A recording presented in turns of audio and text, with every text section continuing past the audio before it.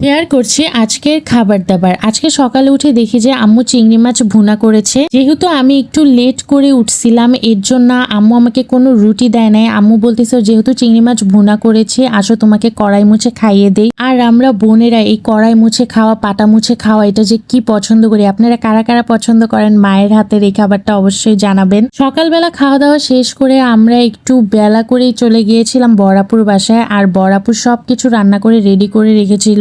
এত পরিমাণ খিদা লেগে গিয়েছিল, তাই আমি গরম ভাত নিয়ে এখানে ঢ্যাঁড়স ভাজি নিয়ে নিয়েছিলাম। সেই দিন কেন জানি মনে হলো যে বড়াপুর বাসায় একটা দিন গিয়ে থাকি। অ্যাকচুয়ালি আমার বড়াপুর বাবুটাকে আমি অনেক দিন ধরে দেখি না, এর জন্যই তার বাসায় যাওয়া। আর আমি যেগুলা পছন্দ করি আপু সেগুলাই রান্না করেছিল। এটা ছিল রুই মাছ ভুনা, বাট বড়াপু এখানে ভেজে তেলের উপর রান্না করছে, কোনো প্রকার পানি দেয় না। আর আমি ভাজা মাছ অনেক বেশি পছন্দ করি। আর যদি হয় যে কোনো বড় মাছ, আমার এটা কি যে পছন্দ। এটা টমেটো দিয়ে ধনেপাতা দিয়ে একটা ভুনার মতো করছে। এরপর করেছিল গরুর মাংস। কোরবানি ঈদ গিয়েছে, আর যার বাসায় যাব তার বাসায় গরুর মাংস খাবো না, এটা কি করে হয় বলেন তো। তো যেখানেই যাচ্ছি এইবারে সেখানেই গরুর মাংস খাওয়া হচ্ছে।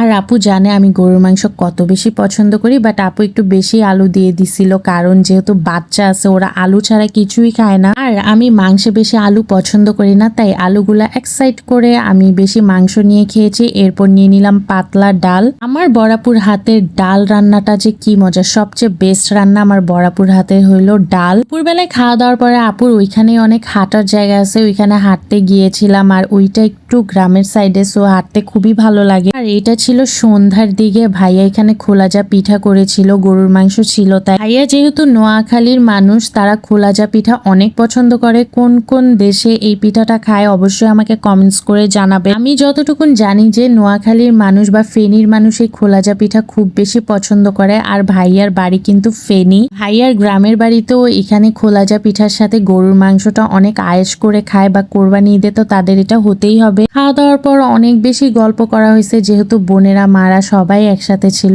এরপর রাতে রান্না করা হয়েছে বিরিয়ানি, মানে তেহারি। আমরা সবাই মিলেই তেহারি রান্না করেছিলাম। আর এই তেহারিটা অনেক বেশি মজা হয়েছিল, যেহেতু গরুর মাংসের তেহারি, এটা তো আমার খুবই পছন্দ। আলহামদুলিল্লাহ, এটাই ছিল আজকের খাবার দাবার ভিডিও। ভালো লাগলে অবশ্যই ফলো করে দিয়ে যাবেন। Bye bye.